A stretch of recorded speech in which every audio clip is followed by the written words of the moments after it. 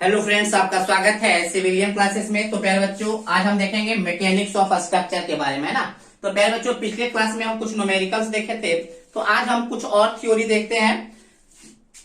Elongation या deformation of bar of uniform section due to self wait.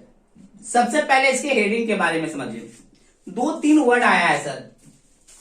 पहला आप समझ लीजिए यूनिफॉर्म सेक्शन। पहला क्या समझिए? Uniform section. पहले बच्चों, यूनिफॉर्म सेक्शन को ही कहते हैं प्रिस्मेटिक बार। सुन लीजिएगा, यूनिफॉर्म सेक्शन को ही क्या कहते हैं? प्रिस्मेटिक बार। किसको कहते हैं भाई प्रिस्मेटिक बार? वो समझिए। देखिए, ऐसा बार जिसका cross section area through out the length same होता है। जैसे पहले बच्चों इधर देखिए, हम एक ऐसा क्रॉस सेक्शन एरिया बना रहे हैं। इधर P है, इधर P है, लेंथ L है। तो आपको दिख रहा होगा प्यारे बच्चों, हर सेक्शन पे अलग अलग क्रॉस सेक्शन एरिया है। तो ये प्रिस्मेटिक बार नहीं है। थ्रू आउट द लेंथ, अगर क्रॉस सेक्शन एरिया से, यहाँ देखिए क्रॉस सेक्शन एरिया बढ़ते जा रहा है, बढ़ते जा रहा है, बढ़ते जा रहा है, तो cross section area through out the length same नहीं है, तो उसको क्या कहेंगे? प्रिस्मेटिक बार नहीं कहेंगे, उसको टैपर्ड बार कहते हैं। क्या कहते हैं? टैपर्ड बार। और थ्रू आउट द लेंथ अगर क्रॉस सेक्शन एरिया सेम है, मान लीजिए प्यारे बच्चों इसका क्रॉस सेक्शन एरिया क्या मान लेते हैं? ए मान लेते हैं। Cross section area A. तो देखिएगा, पूरे लेंथ में क्रॉस सेक्शन एरिया आपका ए ही है, तो ऐसे बीम को यूनिफॉर्म सेक्शन कहते हैं या प्रिस्मेटिक बार कहते हैं। तो हम क्या बोलेंगे? If the cross section area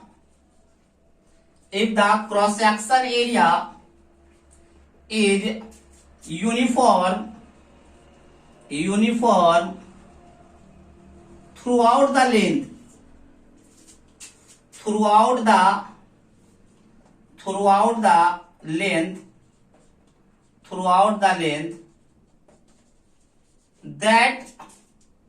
that bar is called prismatic bar। बात समझ में आया प्यारे बच्चों? आप न्यूमेरिकल्स में ऐसा देखिएगा, प्रिस्मेटिक लिखा हुआ रहेगा, तो आप क्या समझिएगा?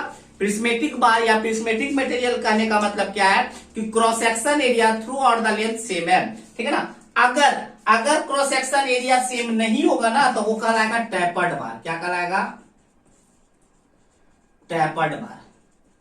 टैपर्ड बार क्या बोलेंगे? If the cross section area is not uniform, if the cross section area is not uniform throughout the length that bar is called tapered bar। जैसा इसका एग्जांपल दे तो इस तरह से दे सकते हैं। देखिए, through out the length same है, यहाँ पे क्रॉस सेक्शन एरिया कुछ, यहाँ पे क्रॉस सेक्शन एरिया कुछ, यहाँ पे क्रॉस सेक्शन एरिया कुछ। समझ में आया? तो ये क्या कराएगा? टैपर्ड सर्कुलर बार कराएगा। ये क्या कराएगा? क्योंकि इसका क्रॉस सेक्शन सर्कुलर है, तो क्या कराएगा?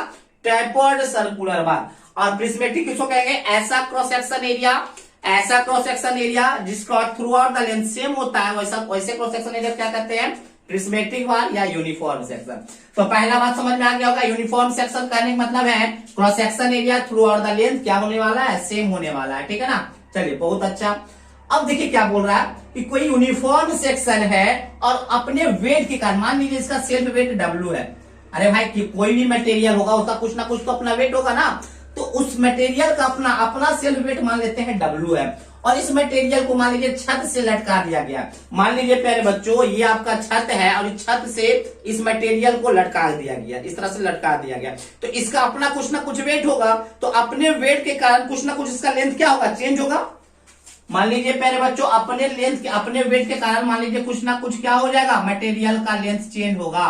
कितना चेंज हो गया? Delta L. तो पहले बच्चों हम यही जानना चाहते हैं कि किसी यूनिफॉर्म क्रॉस सेक्शन एरिया में अगर डब्ल्यू का सेल्फ वेट है तो अपने सेल्फ वेट के कारण कितना इलोंगेशन होता है। तो याद रखिएगा प्यारे बच्चों, अपने सेल्फ वेट के कारण इलोंगेशन जो होता है ना वो WL/2AE होता है, जहां पे W क्या है, खुद का वेट है, मतलब खुद का वेट तो सेल्फ वेट है, L क्या है, लेंथ ऑफ मटेरियल है, A क्या है, क्रॉस सेक्शन एरिया है, E क्या है, उस मटेरियल का मॉडुलस ऑफ इलास्टिसिटी है। तो देखिए प्यारे बच्चे हमने क्या लिखा है, figure show A bar of uniform section. आपको वो फिगर एक यूनिफॉर्म सेक्शन को शो कर रहा है, hanging freely under its own weight, और वो क्या है, फ्रीली हैंग है, मतलब लटका हुआ है, फ्रीली लटका हुआ है अपने सेल्फ वेट के कारण, है ना। चलिए next, the bar is either of circular and rectangular section. ये क्रॉस सेक्शन एरिया यहाँ पे आप सर्कुलर देख रहे हैं, ये सर्कुलर भी हो सकता है या रेक्टेंगल भी हो सकता है, बट उसका जो क्रॉस सेक्शन एरिया है क्या है, कैपिटल ए है।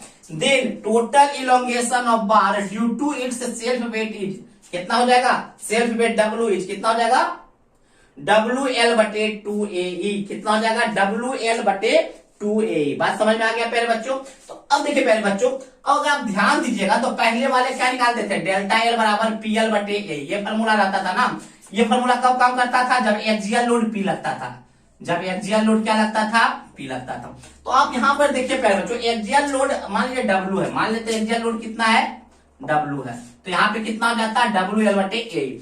अब देखिए प्यारे बच्चों, इसका जस्ट आधा लग रहा है क्या, यहाँ देखिए 2 लगा हुआ है, जस्ट आधा लग रहा है क्या, तो हम क्या बोलेंगे कि अगर एक्सियल लोड W लगता तो उसका जस्ट आधा क्या होता, चेंज इन लेंथ होता, किसके कारण, सेल्फ वेट के कारण। सेल्फ वेट के कारण जस्ट आधा इलोंगेशन होता है, ठीक है ना। तो हमने यही बात लिखा प्यारे बच्चों, फ्रॉम एबव फॉर्मूला, इस एबव फॉर्मूला से इट इज क्लियर दैट, क्या क्लियर है, the deformation of the bar of uniform section under its own weight, अपने वेट के कारण यूनिफॉर्म सेक्शन में जो डिफॉर्मेशन होता है वो किसके बराबर होता है, equal to half the deformation of bar under the axial load. Axial load equal to the weight of body, weight of body के बराबर अगर आप एक्सियल लोड लगाइएगा तो उसका आधा डिफॉर्मेशन होगा अपने वेट के कारण। ये ऑब्जेक्टिव में सवाल पूछता है सर, ठीक है ना। तो अपने वेट के कारण जो होता है वो आधा होता है, उतना ही वेट का अगर एक्सियल लोड लगाया जाए, ठीक है ना। तो चलिए पहले आप इसको नोट डाउन कीजिए पहले बच्चों, आपके क्वेश्चन में आ सकता है कि सेल्फ वेट के कारण कितना इलोंगेशन होता है। तो WL/2AE, पहले था PL/AE, जहां पे P क्या था, एक्सियल लोड था, यहाँ पे W क्या है, सेल्फ वेट है, मटेरियल का सेल्फ वेट है, तो WL/2AE होगा, ठीक है प्यारे बच्चों। चलिए इसको नोट डाउन कीजिए, जल्द सा नोट डाउन कीजिए, इसको हम मिटा देंगे, इसको नोट डाउन कीजिए प्यारे बच्चों, जल्दी सा पॉज करके, वीडियो पॉज करके इसको हम मिटाने वाले हैं, जल्दी पॉज कीजिए।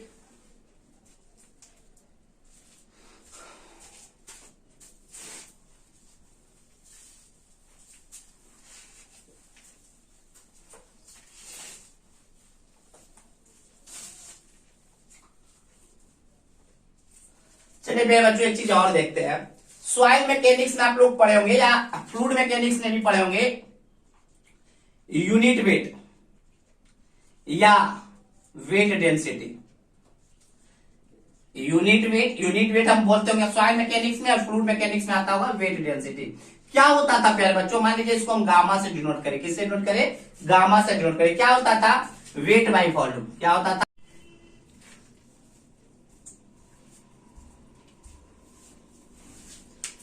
तो प्यारे बच्चों देखेंगे कुछ, देखिए प्यारे बच्चों आप लोग नाम सुने होंगे यूनिट वेट सॉइल मैकेनिक्स में,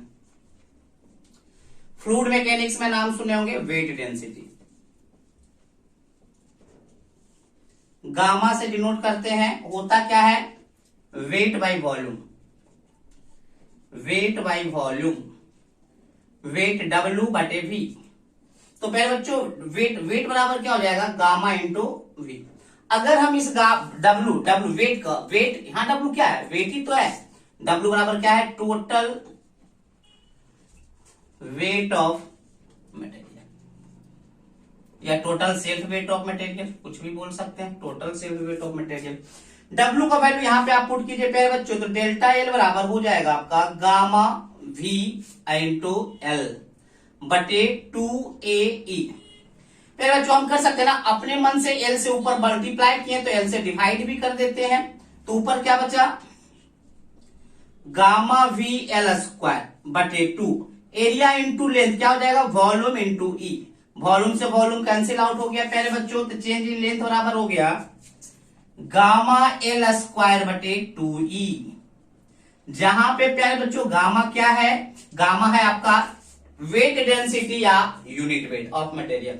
तो प्यारे बच्चों अगर आपका वेट डेंसिटी या यूनिट वेट भी मटेरियल का दिया हुआ रहे तो हम क्या निकाल सकते हैं, डिफॉर्मेशन निकाल सकते हैं सेल्फ वेट के कारण। ठीक है प्यारे बच्चों, चलिए इसको नोट डाउन कर लीजिए।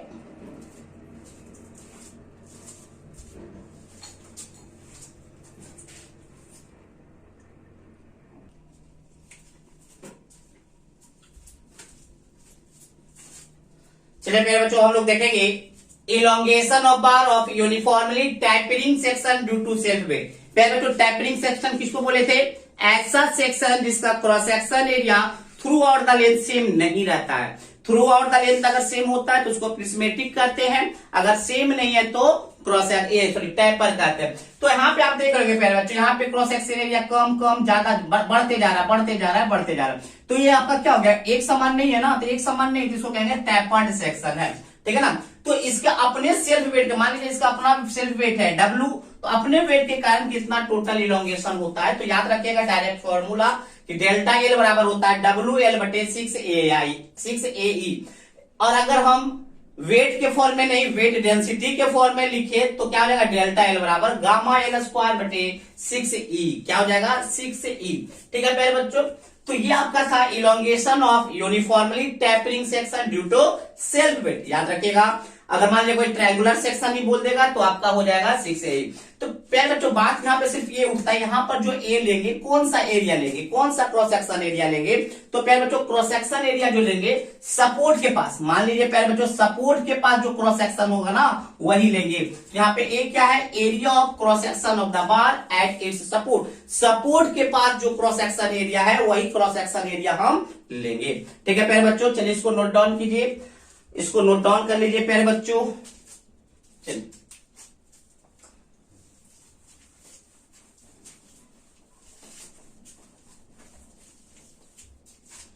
अब हम लोग देखेंगे प्यारे बच्चों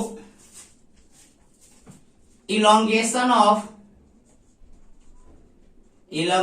या डिफॉर्मेशन, इलोंगेशन और deformation of tapered circular bar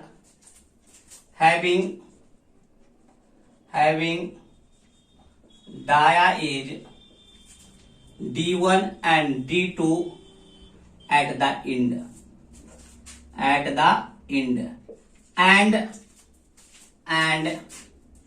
acted axial load is P। देखिए पहले बच्चों क्या बोल रहा है, इलोंगेशन और डिफॉर्मेशन ऑफ टैपर्ड सर्कुलर बार। तो पहले बच्चों टैपर्ड सर्कुलर बार पहले आप बना लीजिए, टैपर्ड सर्कुलर बार बना लीजिए।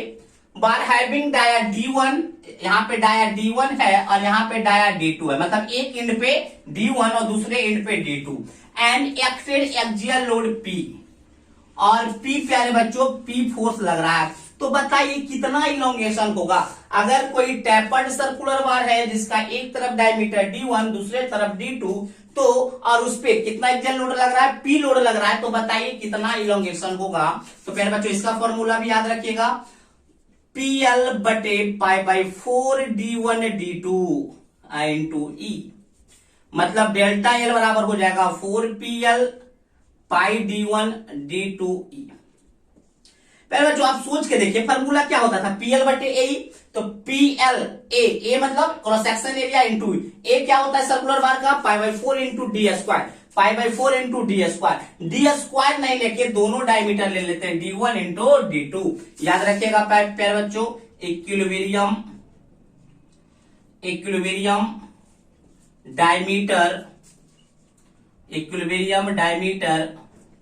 Diameter of tapered circular bar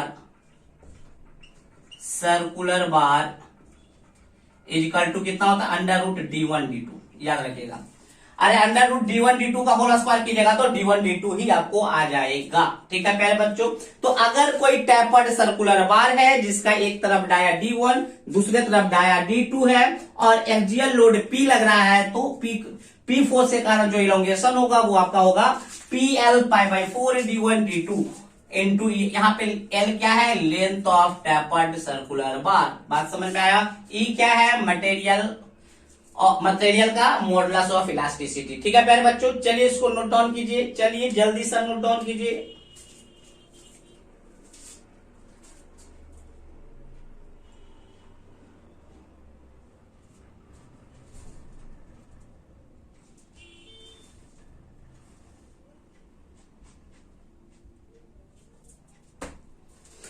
note down कीजिए प्यारे बच्चों। चलिए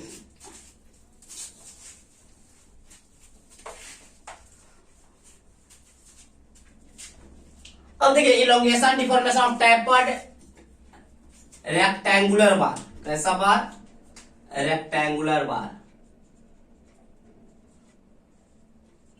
देखिए प्यारे बच्चों रेक्टेंगुलर बार कैसा होगा,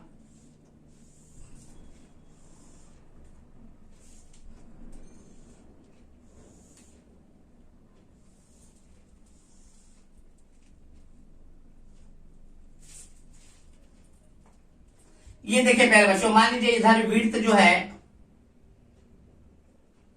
इधर मान लीजिए प्यारे बच्चों विड्थ जो है b है, b1 है, इधर जो विड्थ है मान लीजिए b2 है। थिकनेस तो प्यारे बच्चों सेम है, मान लीजिए इधर t है ना, थिकनेस सब जगह सेम है, खाली आपका टैपर्ड किस लिए विड्थ बढ़ते चला गया। तो इस केस में इसका लेंथ मान लीजिए प्यारे बच्चों कितना है, l है। मटेरियल का अब P फोर्स लग रहा है, कितना फोर्स लग रहा है, P फोर्स लग रहा है।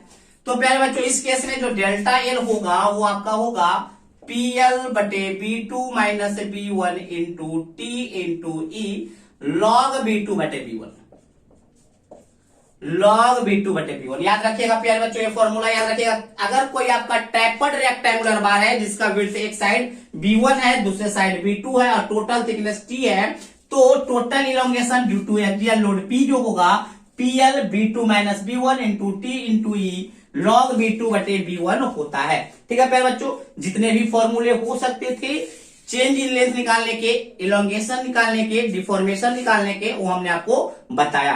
तो प्यारे बच्चों अगले क्लास में हम लोग देखेंगे इससे रिलेटेड न्यूमेरिकल्स। ठीक है ना। तो चलिए प्यारे बच्चों आज के लिए बस इतना ही। Thank you.